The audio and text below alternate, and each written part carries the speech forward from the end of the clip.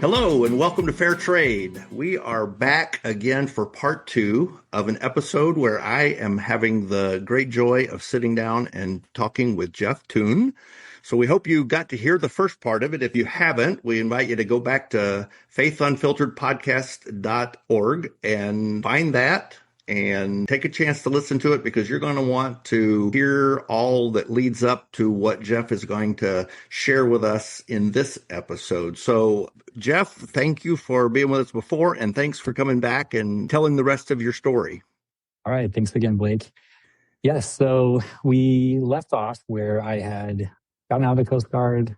Jennifer stopped teaching elementary school, and we were transitioning to this very different part of our lives where I was going to school. We had a baby just a few weeks into my very first semester of school, and Jennifer was going to stay at home and be a stay-at-home mom from that point forward was our plan.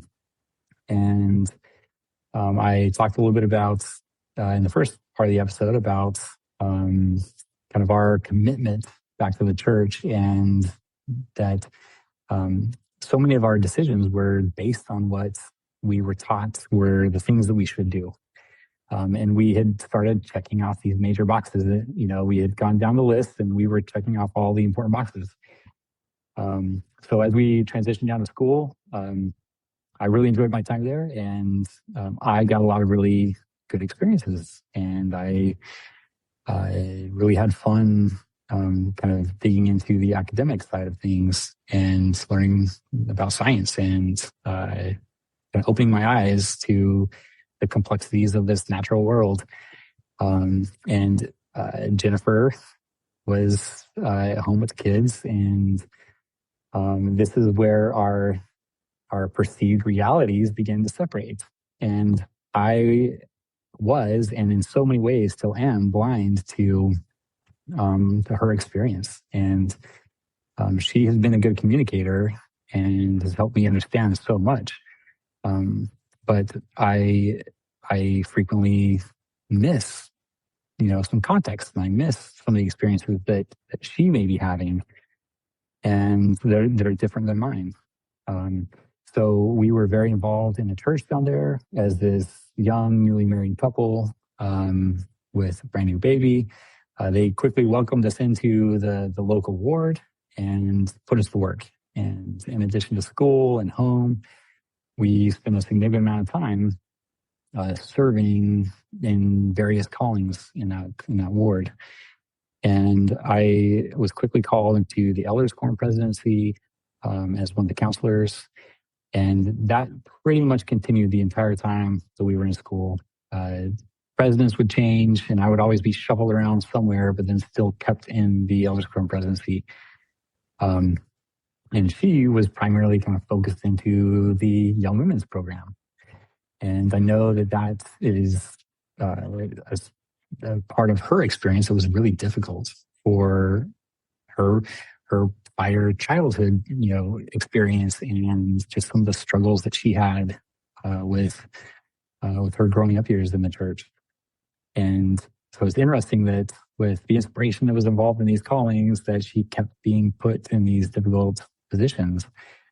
But again, we were happy. We felt like we were doing the right thing, and I just continued to kind of grow and merge ourselves emotionally and culturally with the church.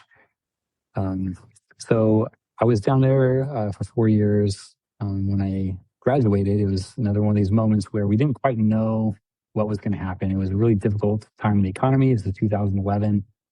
The job market in California was not great. I had changed my focus in college. I started as a marine biology major, and I changed to a concentration that focused on watershed science. I had a geology professor that just, that's one of the benefits of going to school in a circumstance like this. I got introduced to something that I wasn't expecting, but it just really caught my brain just in the right way.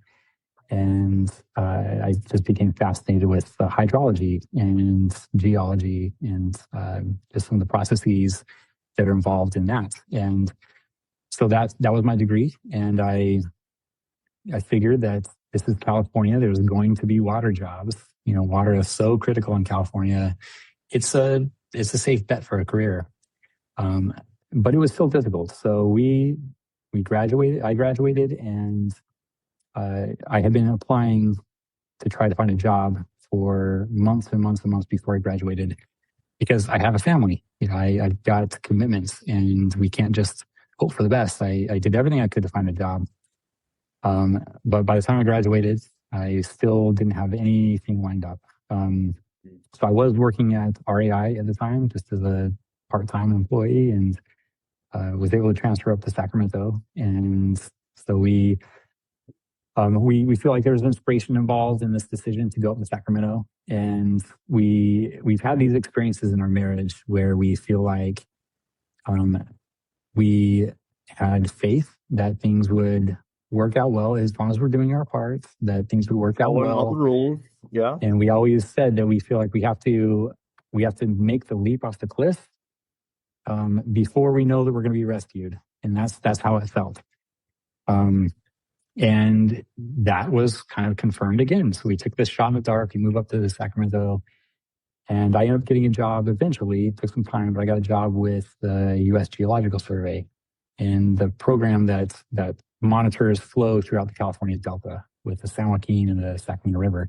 It's this incredibly complex, biodiverse region in California that plays such a critical role as the water hub for the entire state.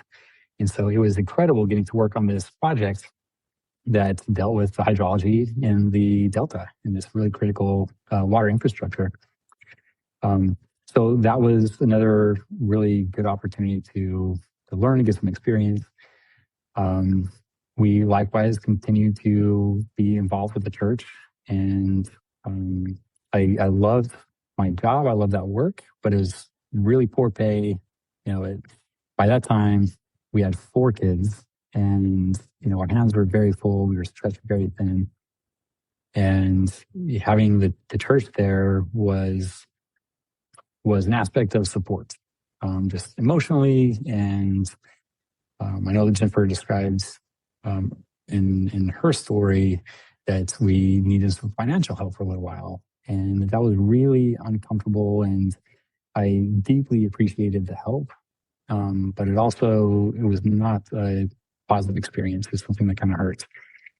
And being someone who was always considered myself to be really self-sufficient, it was hard to admit that I and that we needed help.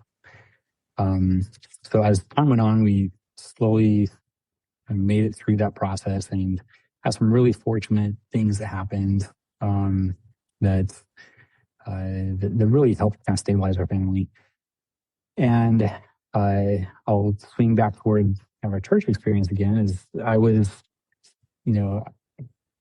still fairly young. I'd been called back into elders quorum presidencies again, and was enjoying my time in church. I really enjoyed it. It felt comfortable. I felt like these are good friends, and I did make some really incredible friends during my time. And eventually, it was when I was 32 years old, I got a call from the stake president's secretary and said that the stake president wanted to meet with me and with my wife in person. So I made the assumption that this is another elders quorum presidency call. Maybe they're going to call me as the elders quorum president, which was a difficult thought because it's a big commitment and there's lots involved. And I already felt so stretched so thin already. My heart was there. I wanted to do it, but I already felt like it was going to be so difficult. But I also was very much of the mindset, and this is something that is both explicitly and implicitly taught, is that you also don't say no to these inspired callings. So I was already committed that it didn't matter what it was, I was going to say yes. And I can't say that that's a good way to go about life, make major decisions just wholesale without truly considering the individual circumstances. So with that said, we went and met with the stake president, And he really shocked us because he wasn't calling me to be in the elders quorum presidency. He was calling me to be in the bishopric of the ward. And the bishopric, the way that these LDS congregations are organized is you have the bishop and then 2 counselors as the primary leaders of the local congregation. And again, it's a very significant commitment in time, in emotion, and effort. And I was shocked. I absolutely was not expecting that. I was still a very young kid in my mind and in reality. And it was difficult because I knew that it was going to be hard. During the aspect where this relates with my work is because I had such a poor pay, I was working every single ounce of overtime that I could possibly get my hands on. I worked as many hours as I possibly could to try to make it, to try to get by. So then putting the idea of serving in a bishopric on top of that was just really difficult, which took me away from home even more and put more pressure on Jennifer and in a lot of ways isolated her.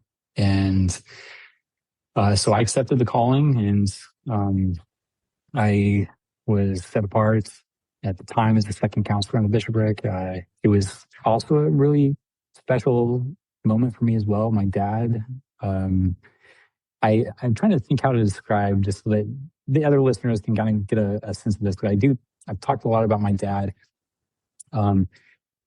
I can make some assumptions. He died almost 10 years ago, so I wish I could talk to him. There's so many questions I have for him.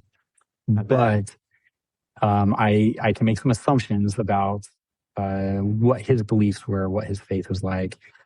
And he was always very guarded around the church. He was involved, but I never got the sense that he was truly committed, that we all have our different motivations, and I don't know exactly what his were, but I can assume that, he felt an obligation to be involved with the church, to support the family. So asking him to give me these priesthood blessings, to ordain me to these different offices was difficult. But I also felt so grateful that even if it was something that was difficult for him, that he would do that for me. And for me, it was just another sign that he really, really loved and cared about me. So another aspect where he's involved. So I start my time in the bishopric and investing a lot of my time, which causes me to be away from the family and puts more of the weight and the responsibility of the family on Jennifer. And it's kind of this classic reality where we're bifurcating into these primary gender roles, where I'm doing the work and inside the church doing all the priesthood responsibilities, and she's a stay-at-home mom. She's caring for the kids and cooking the meals and doing all these things. And she was beginning, and I'll admit, for understanding what she's described to me in the past, that there's a whole long process for her. And I'm so excited to hear the next part of her story when it gets released, because it's fun for me to hear too. But beginning to understand how she began to kind of deconstruct and began to really feel the harm of the situation that she was in and the lack of control that she had in this kind of life that we had constructed. And for me, I'm 99% oblivious, and I am doing all these good things, and I am investing all this time to serve the church and to be a good priesthood holder. And so, long story short, she really struggled through some of those experiences, and I was oblivious to so much of it. And it's something that hurts me to know that I wasn't there in the ways that she needed to be supported, and that my actions were the source of some of these problems. And so I will mention that through this period, I had a lot of really good experiences serving in the bishopric, but also I had to deal with some really complicated and difficult situations. There was a teenage boy that was a member of our ward, and his family as well, but they were not involved in the church. They weren't active, as we called it. And there's a terrible tragedy that happened during a scouting camp in Arizona. There's a flash flood, and he lost his life, and it was really traumatic for the family. And so, as their kind of local leaders, we went to just be with the family and talk with them. And it was a really difficult experience for me just to even be there to witness this kind of grief.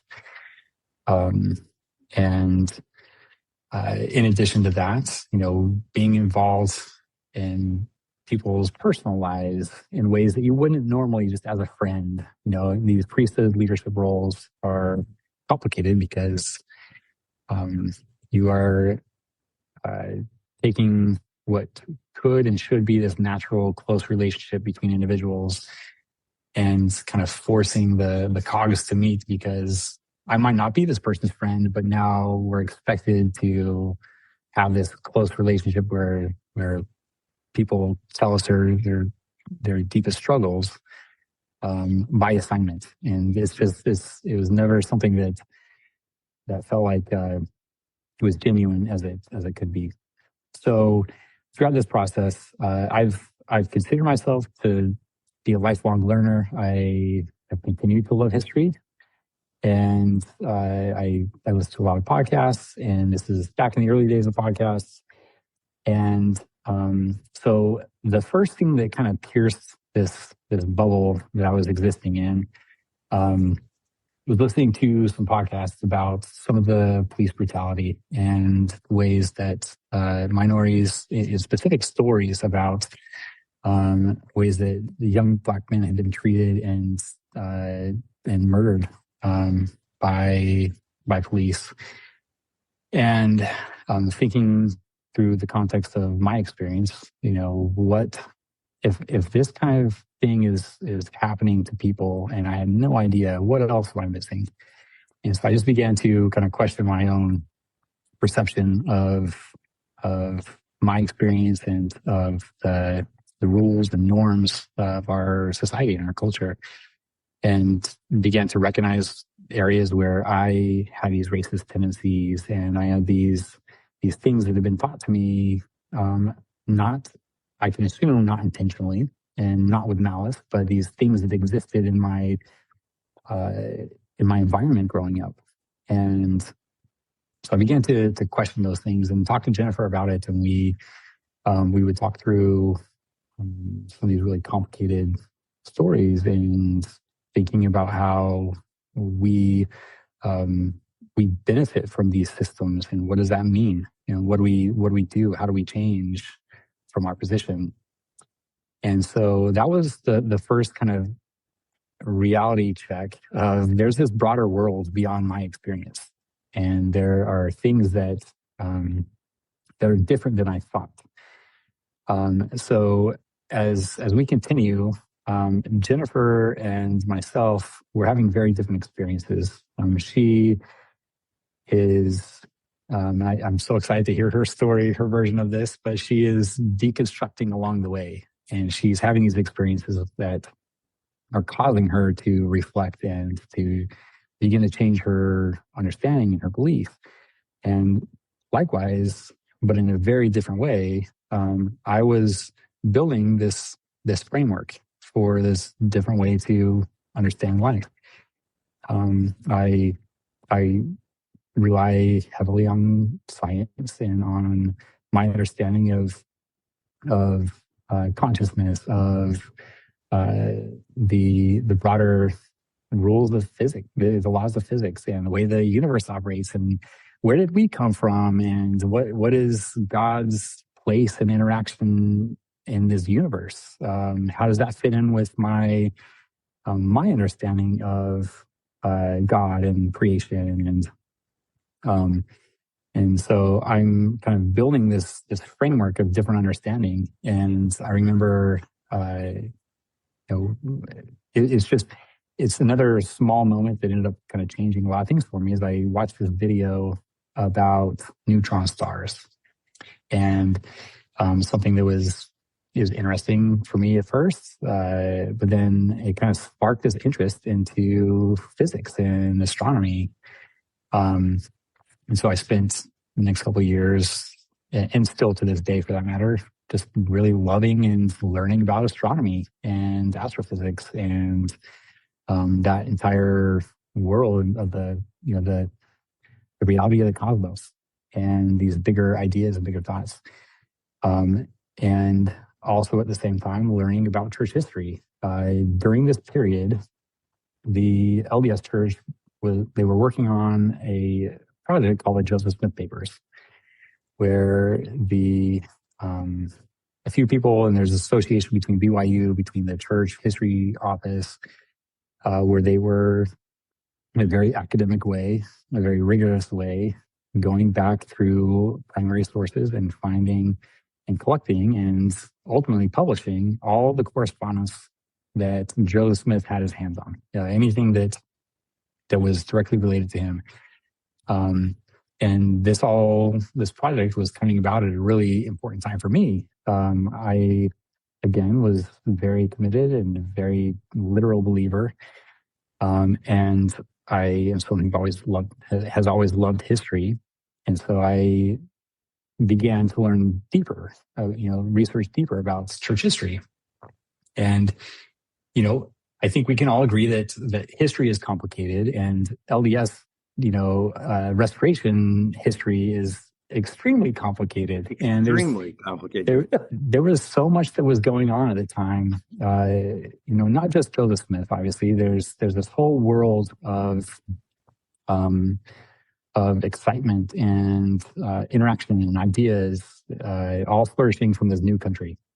And I remember at the time, the more I learned about some of the messiness of church history, the more it confirmed to me that this is true. If the church survived all of these difficult trials, it was just greater confirmation that it was true. And I had this understanding and this belief that it was because it was so complicated. It was because it was so difficult and complex that I could see that God's hands were involved in directing and establishing this church.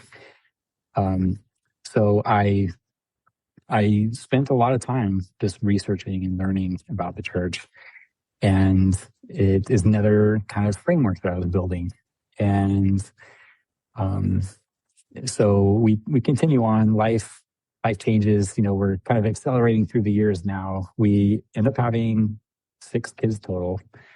We had a series of miscarriages after our 4th child and before our 5th. And so there's an age gap between them. And as we're going through this, I get a new job, which is a much better job. It's where I'm currently working. I absolutely love it. I am directly working in hydrology, and it's something I'm deeply passionate about. And so it's fun getting to love what the work that I do, and so that's something I'm fortunate about. So a lot of things are changing. We now have 6 kids, and we moved to a new community. We're still in the region. We're still around Sacramento, but we move a little bit closer to my current job.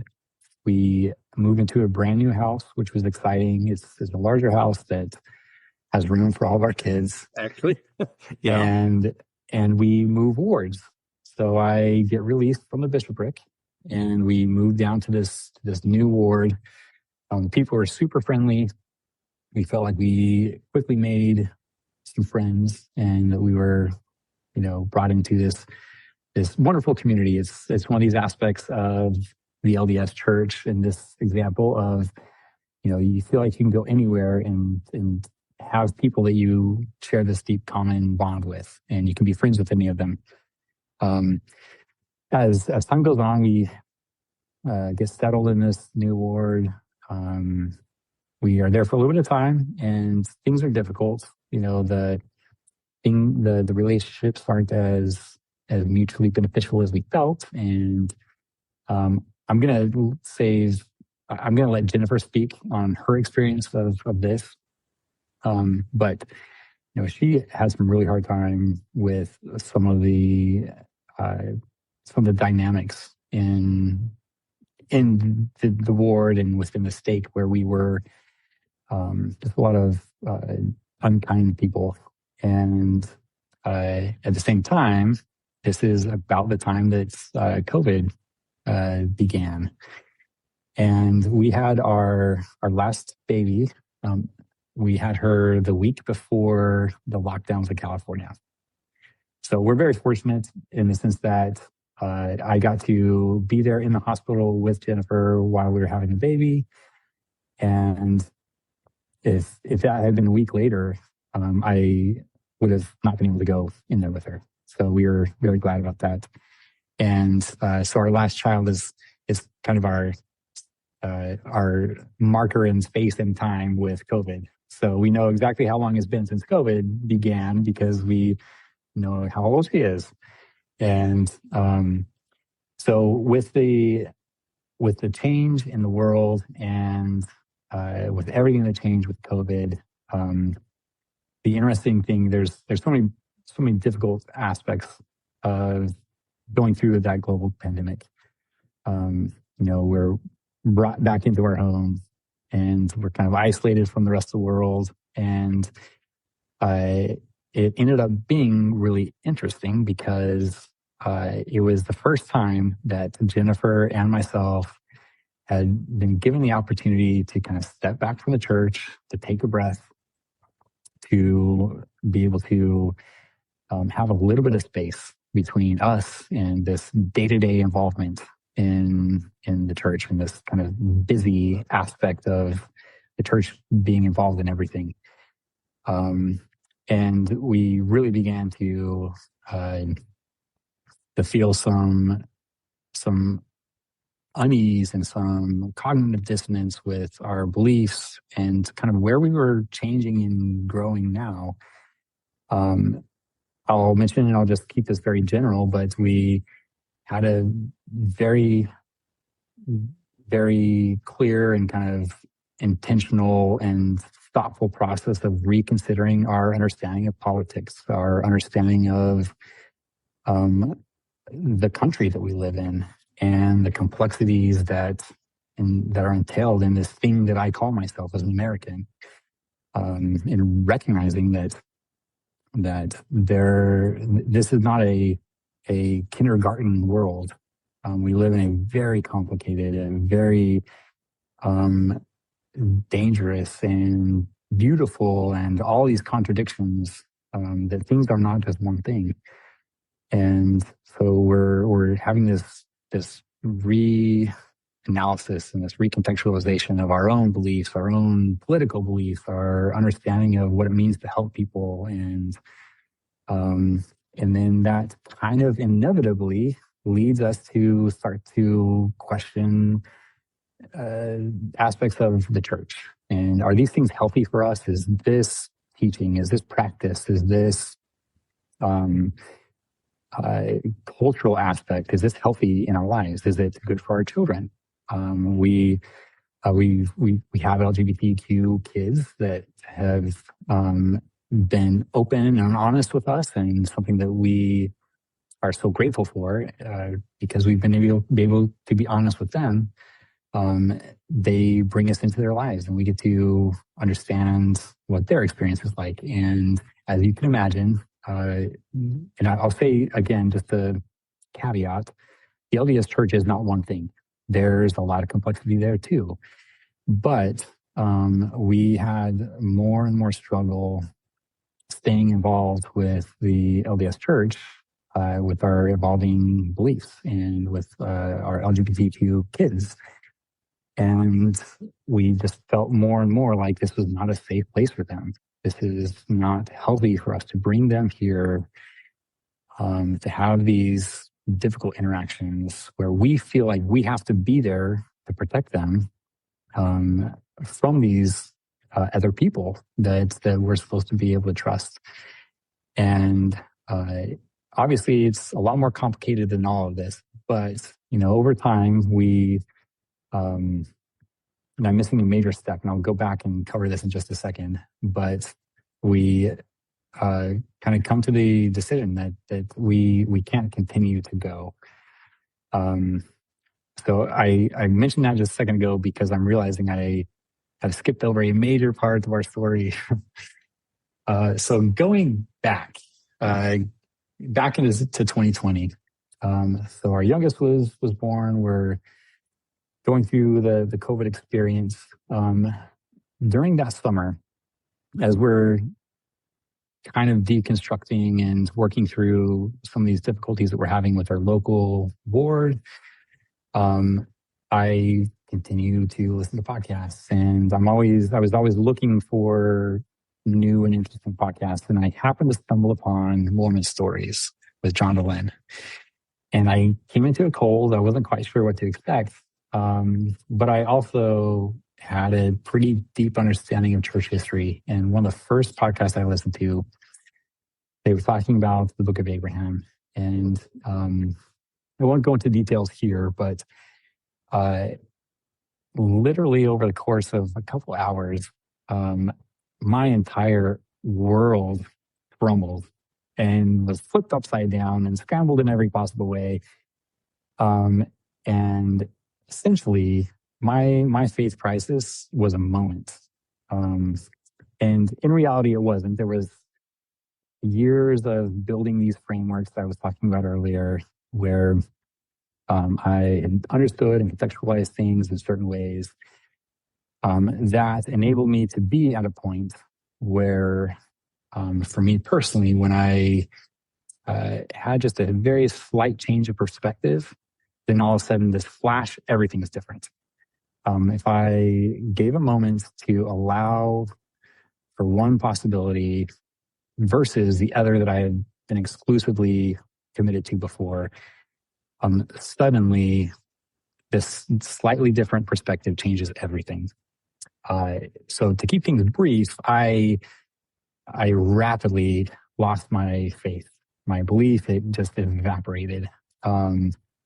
And we're at this difficult point in time where I felt absolutely compelled to just tell Jennifer everything. And we had this moment where I sit down, and for anyone listening, please understand, be patient, because I did it the wrong way. And I sat down with her, and I just exploded with everything that I knew, everything that I had learned, and how my belief had just rapidly changed.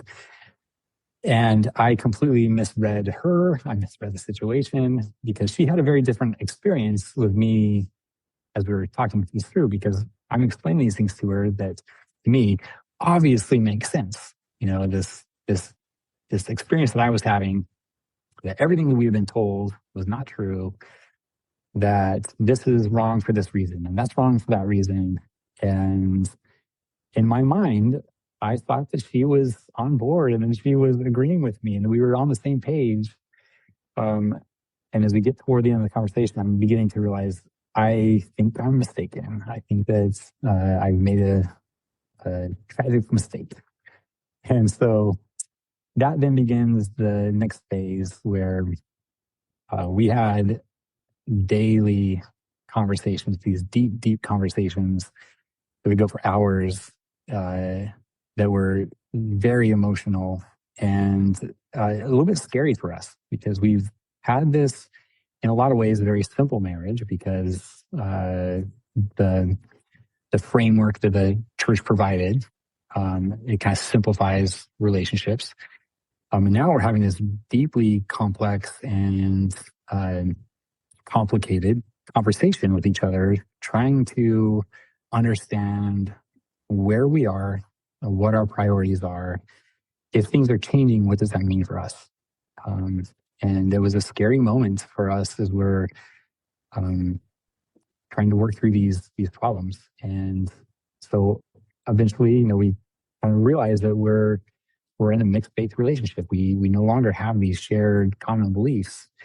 There was a podcast that we had been listening to at the time, and there's two of them, and I'm trying to blank, and this is terrible. They were really important to us at the time.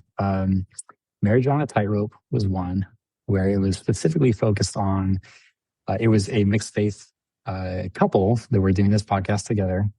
And they provided us a lot of stability and some tools and understanding of how to work with each other. And it's okay that we disagree. It's okay that we see the world differently. And that really helped us get through some really difficult times. And Beyond the Block was another podcast that we listened to at the time that dealt with a lot of issues within the LDS Church about race, about the experience of minorities, of LGBTQ members, and having that different perspective inside the church. So we relied heavily on those podcasts as we were trying to navigate this new reality for both of us. And I don't want to speak too much for her because she has her own story. But as we move forward, we have to embrace uncertainty. We no longer have all the answers. That includes with our own relationship. Things are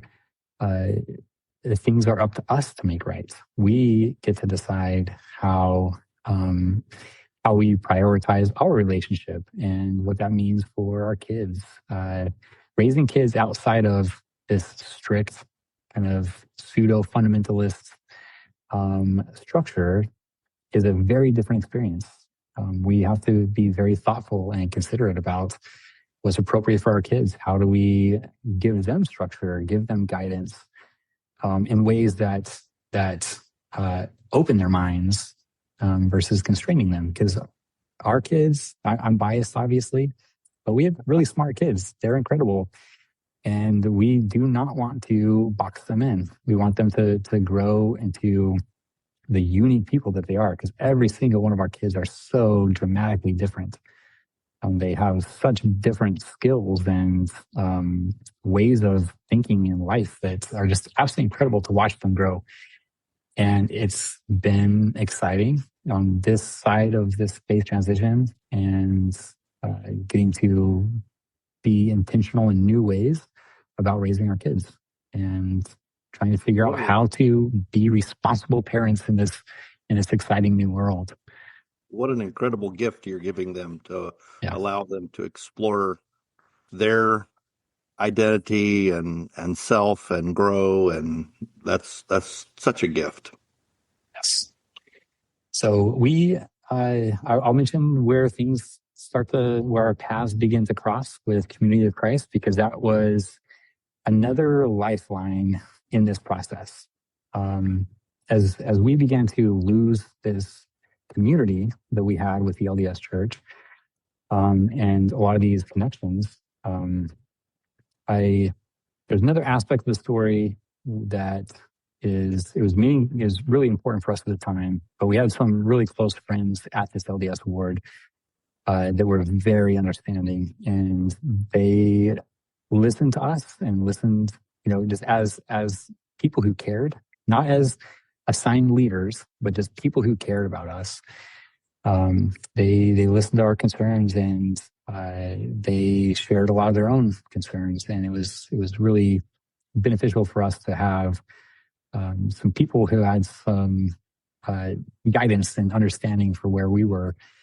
But with that said, we were rapidly losing this community that we once had, and we're still in the middle of COVID and all the restrictions that are involved with that. And our existing community was almost entirely the LDS Church. And that's one of the downsides of this strong community, is that we are not encouraged in a lot of ways, or even really given the opportunity to kind of branch out. And it's not that way for everybody. Some people are really good about that. But we did live a very kind of enclosed life within this ecosystem. And so as that began to crumble, as we began to lose that community. I knew about the community of Christ when I was a teenager. Oh, actually, I mentioned some of the trips we took earlier as a family. We did a church history trip when I was 14. So it's kind of in that critical time. And we went back through Independence, Missouri, and through Nauvoo, and a lot of the pioneer sites back to Salt Lake City. And interestingly, my twin sister served as a missionary at the Independence Liberty Jail. And so she got a lot of time right there. So I remember as a teenager getting to see the RLDS church at the time and seeing the temple, and thinking at the time that, well, we had the truth, and isn't it so, aren't I so lucky that I was born into the correct religion, which is what everybody thinks. Of course. But it was part of that memory when I was a kid. And I had continued to learn about church history, and I knew quite a bit about the RLDS church and the community of Christ. And so as we were separating from the LDS church, we not only felt like we needed a place to land, we needed something comfortable. The community of Christ was there as an option, and something that we felt like it could be a good place for us. And we still didn't know, still an unknown. But we looked up the local congregation, and they were just starting to have some in-person services again. And I remember showing up there the very first day in our Sunday best, and shirts, ties. Our kids were all nice and dressed. Jennifer's in a beautiful dress. We go walking into the Community of Christ building in Sacramento, and this big Mormon family with 6 kids. And we walk into the entryway, and there's this beautiful rainbow flag up on the wall. And wow. We both just breathed this sigh of relief, and this moment of recognizing that we were already among friends. And that's just a piece of it. We got there and quickly got to know some really incredible and wonderful people. One thing that Community of Christ has done so well for our family, something that is a big reason why we choose to continue to be involved and associated with the church, is that the people that we've met have been life-changing for us. We've met some really wonderful people. There's an aspect of genuine care and love, and you can find that in a lot of places. And I am just so thankful that we were so quickly cared for in such a personal way by these people that we've grown to love, that have become part of our family. And it has been so good to continue our process, because from that day that we walked in, we have continued to change. We are very different people today than we were 4 years ago, 3.5 years ago. Things have continued to change. And Community of Christ has provided an opportunity for us to grow and change and believe in different ways. And we are not expected within the congregation that we've experienced. There's no pressure to believe a certain way or to profess a certain faith. I can come in as the labels don't capture things well, but the best way to describe my belief where I've landed is I'm an agnostic atheist, and I can go and be part of the community of Christ and be fully accepted, and I don't have to hide my understanding, and I can participate and have deep conversations with people. And and that's just for me. Every person in my family holds a different belief and a different way of thinking. And I have really deeply appreciated how Community of Christ allows diversity and encourages diversity and provides space for people to be different, to understand things differently. And that has helped me better understand how I want to be in the rest of my life. I try to understand that I do not have the answers. I never have had the answers, and I will continue to not have the answers. It is all a process. I mentioned earlier that spirituality to me is very different than what I would understand as most people's religious experience. I can look back on my life, and now that I no longer believe the same things in the same way that I did before, I can still look at these incredible moments in my life that did feel inspirational. It did feel miraculous. And I can still agree that those were they were miracles.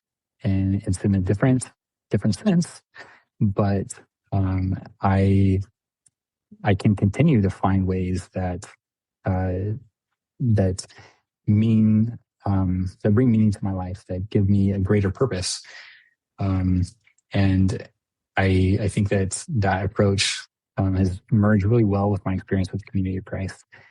And that's been a fantastic process. And there's a whole journey ahead of us. None of us know where we're going to land. We don't know where we're going to be in 10 years and 20 years. But having this community to be able to grow with and change with is beneficial for us and for everybody. Well, as a long-term minister in Community of Christ, I can't tell you how good it makes me feel that you have been able to find that home, at least for this time. And from my experience and hearing yours and Jennifer's story, I hope that is for a long time to come yet. But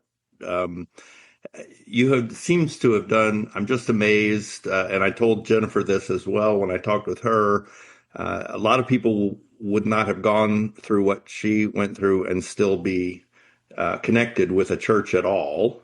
Right. So the way you have been able to put together the pieces and hold together the pieces in the framework that you've built and find home in a place is a great story, and hopefully an uplifting story for others who are struggling with some of those same things. Of course, everybody's journey is different, but to hear that you don't have to give everything up.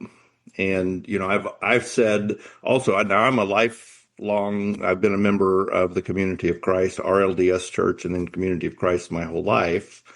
And so there have been times where I thought it's both a blessing and a curse to have such an open theology. At this time in my life and ministry, I'm just so thankful that we have that openness and can create home, even for whatever period that is, for folks who are journeying and trying to find a place. So hopefully your kids have found that place as well for now. And hats off and shout out to the Sacramento congregation for being one of those shining light on the hill kind of thing, being that signal community that we all hope to be at some point. So as a representation for the rest of the church, they are incredible examples. Wonderful people. I'll be sure and make sure that everybody knows that, even those who don't listen to our podcast. Right. So I want to ask you just a little bit. I know from when we met at Happy Valley Campgrounds, and yes, there were some other families and individuals that were there who had made a transition from the LDS Church. I wonder if you have much connection with other seekers that have come out of the LDS tradition, and maybe some that are still on the journey, and what kind of questions do you hear from them in their journey? It's been really interesting meeting some of these people that have this similar experience to us. Not the same. We're all different, but we've had similar experiences. Some of the people that we met, we have kind of crossed paths with during our exit out of the church, where we would meet them with, I mentioned the Marriage Not a Tightrope podcast. They had some meetups in California, and we got to go and meet some of these people. And so it's been interesting as we've been involved with Community of Christ. Some of these same people have come through, and some of them have stayed, and we've been able to really develop new relationships. And it's been healing for us. There's kind of a little bit of an aspect of trauma bonding, where we all have things that we need to process with people who understand.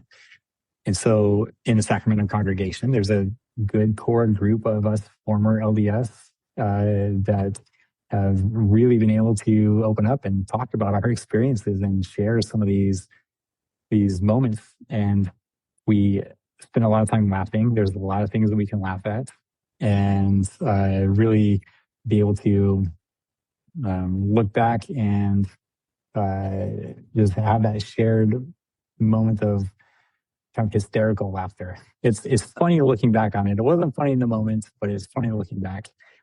But then also just having some people to process with and see them change and grow, and you figure out where does their path lead.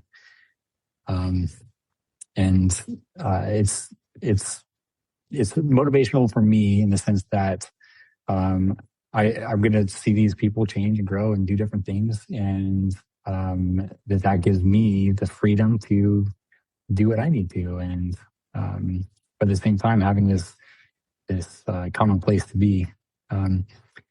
So that's been helpful, and there's definitely an aspect of having that shared experience, having left the LDS church, that is unique with Community of Christ.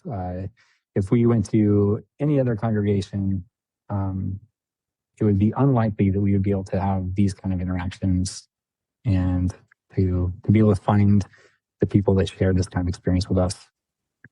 Yeah, it is a very unique experience, and there are some places, but it wouldn't be a universal experience in a Community of Christ congregation because of the open theology too, that we have some differences across. So I'm just glad again that you walked into Sacramento. Yes, me too. So if you could say what your hopes are for Community of Christ, is there anything that you hope for Community of Christ as we go forward?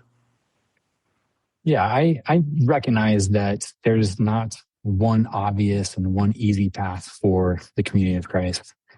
I'm excited that when Jennifer and I were kind of making the transition out of the LDS church and starting to learn about and get involved with Community of Christ, one thing that we always said is that in almost every way, we can look at Community of Christ and see that they made really difficult decisions that had a really high cost, but that they made decisions that we feel were right, that the LDS church has refused to change. That's not an elegant way to put it, but the Community of Christ they have made difficult choices and have been willing to struggle to do the right thing. And I hope that continues, and that becomes a thing that allows the church to flourish. There is a deep desire, I think, in the population, and I'm very American focused. I can't speak for the rest of the world, but there really seems to be a desire to have involvement in these organizations that are willing to do the right thing, even when it's difficult. And I see the community of Christ playing an important role in that. I think that is something that's desperately needed in our country, and that that we've got to have these places where we can do good. Is there anything that you need the community of Christ to hear you say, whether that's the leadership or the church in general, as we struggle with more issues and gaining the courage to continue moving forward? I don't know the leadership of the church well enough to give this detailed advice, and it could be that this is already happening, but I think that such a critical aspect of making these informed decisions, making these difficult choices, is listening to the voice of the people who are impacted. And we know primarily that the minority voices are the ones that are least heard and they're least considered, and are frequently the most impacted by decisions. And so having the church be willing to, whether it's through councils, whether it's through the diverse leadership, which amazing job to the community of Christ for having a diverse leadership. And there's always room to improve.